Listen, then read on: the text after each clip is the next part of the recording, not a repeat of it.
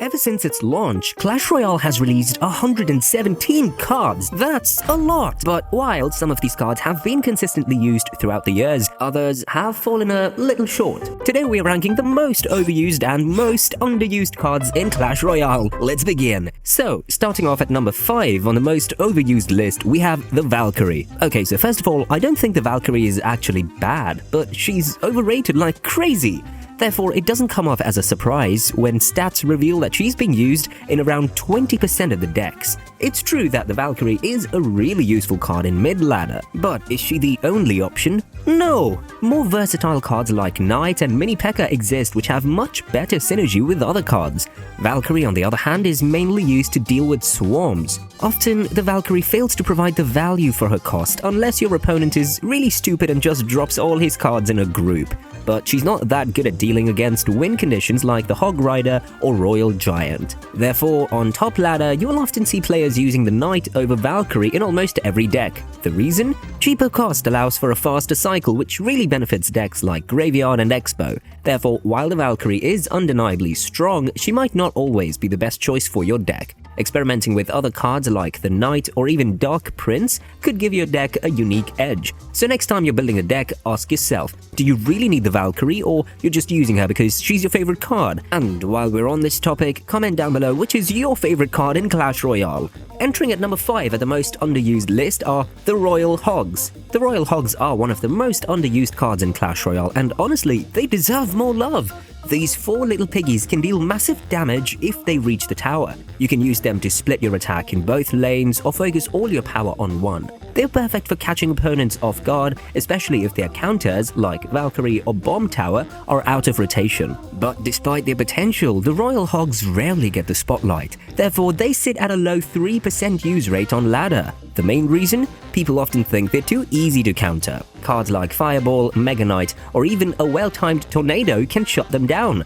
But here's the thing, no card is unstoppable, and the Royal Hogs shine in decks that can either bait out those counters or outcycle them. Imagine combining them with cards like Flying Machine or Zappies to overwhelm your opponent. It's actually game-changing! In fact, did you know that Royal Hogs Earthquake is the most popular deck amongst the pros in recent years? Therefore, if you're looking for a way to surprise your opponents and shake up the meta, the Royal Hogs might be the perfect addition to your deck. They're versatile, fun, and a great way to punish players who overcommit on defense. Who knows? These little piggies might just take you all the way to victory. And if you want to take me all the way to 100k subs, make sure you drop a like and subscribe. At number 4 of the most overused cards, we have the Electro Wizard. Honestly, I had no idea that this card was used so much, but the stats are baffling. A 14% usage rate is actually, well, shocking! Especially if you consider all the other cards which serve a similar purpose. Musketeer, Magic Archer, Wizard, Archer Queen, the list goes on and on. But why are people showing so much love to this card when so many better options are available? Versatility might be a reason, but is it enough to justify the popularity of this card? Sure, the Electro Wizard is a powerful card whose stun is great for resetting cards like Sparky and Inferno Dragon, and his spawn damage is great for dealing with swarms. But the main issue with the Electro Wizard is his low damage output. Therefore, he struggles dealing against tanks, which is a major problem. Cards like Musketeer and Archer Queen totally outclass him in every aspect. The Electro Wizard was a staple in the P.E.K.K.A bridge spam decks, but now top players are switching to better options like Electro Dragon or Little Prince. Will mid-ladder players do the same? Only time will tell. Moving on to number 4 of the most underused cards, we have the Goblin Cage. As someone who personally loves and uses this card, it's a mystery to me why more people aren't using it. At first glance, it might not look flashy.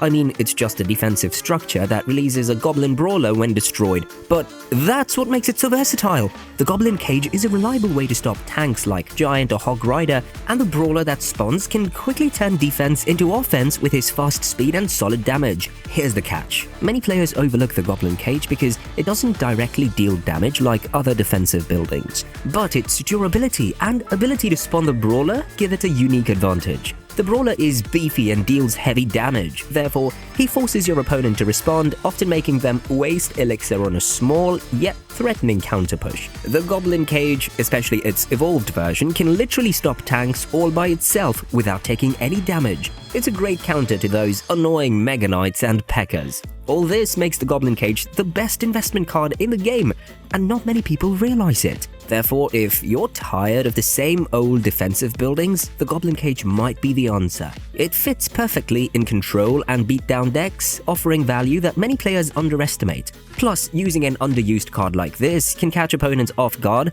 giving you the upper hand. Sometimes the best cards are the ones that people forget about, like the Goblin cage. Finding himself at the middle of the overused list at number 3, we have the Mega Knight. He is one of the most overused cards in Clash Royale, and it's easy to understand why. His massive spawn damage can wipe out swarms like Skeleton Army or Goblin Gang in one leap, and his tanky health makes him tough to take down. Add his ability to jump from one troop to another and he feels like a one-card army. With a 17% usage rate, the Mega Knight is definitely a card you see more than often on ladder.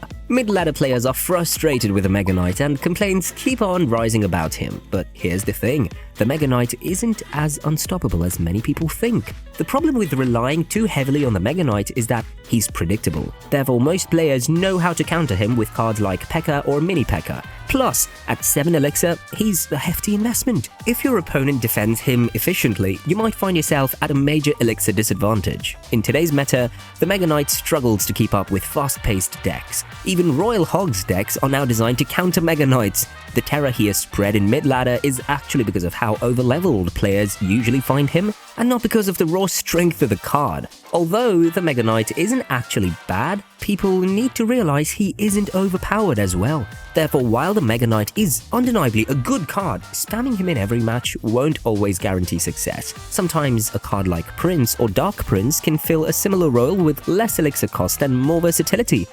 What are your opinions about the Mega Knight? At number 3 of the most underused cards, we have the Royal Ghost. The Royal Ghost is one of the most underused cards in Clash Royale, and it's surprising considering how unique and effective he can be.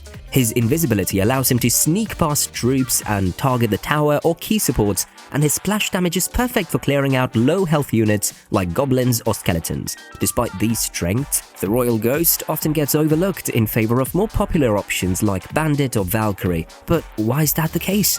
Royal Ghost is usually paired with high-skill decks like Royal Giant Cycle that require precise plays.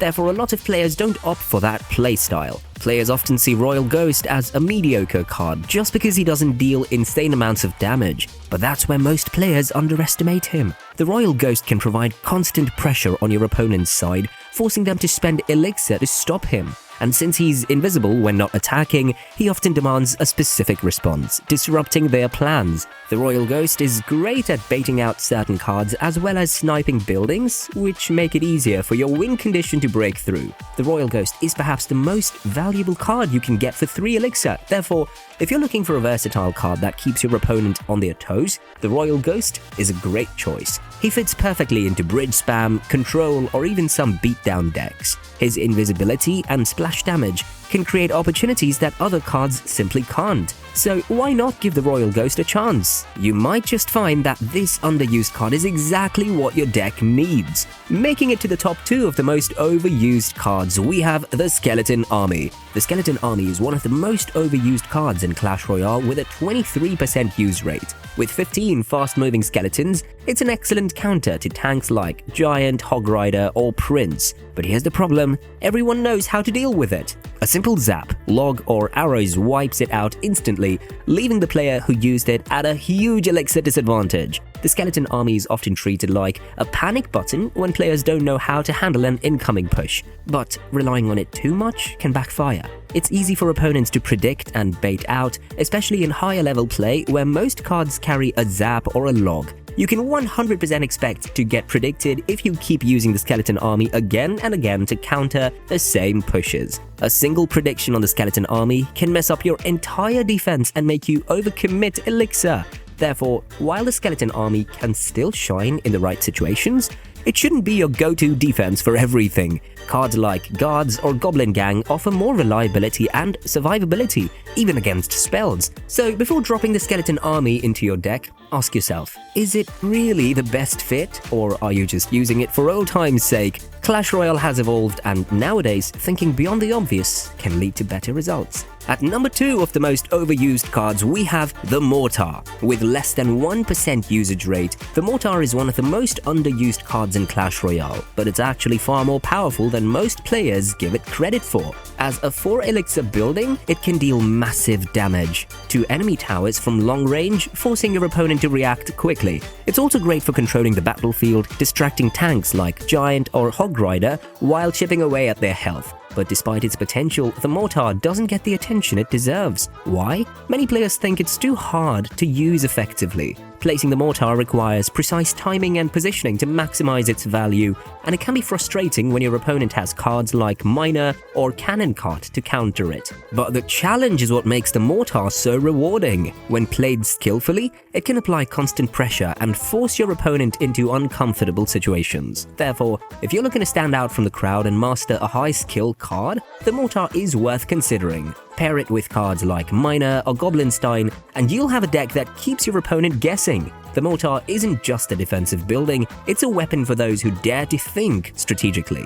Anyways, what's your favorite defensive building? Comment down below. Taking the top spot as the most overused card in Clash Royale, we have the Hog Rider. The Hog Rider is one of the most overused cards in Clash Royale, and it's no surprise why. He's fast, reliable, and goes straight for the tower, making him a favorite for players looking for quick damage. Pair him with cards like Ice Spirit or Log, and you have a classic combo that's simple but effective. The Hog Rider is extremely popular with a 23% use rate, but here's the thing, the Hog Rider's popularity is both his strength and his weakness. Because the Hog Rider is so common, most players are ready for him. Therefore, buildings like Cannon, Tornado, or even a well-placed Mini P.E.K.K.A. can stop him in his tracks, often leaving the Hog player with little value for their 4-elixir. While the Hog Rider is a strong card, relying on him too much can hold you back. Trying alternatives like Battle Ram or even Royal Hogs can help you develop more versatile strategies. Sometimes stepping out of your comfort zone is the key to staying one step ahead in the game. So,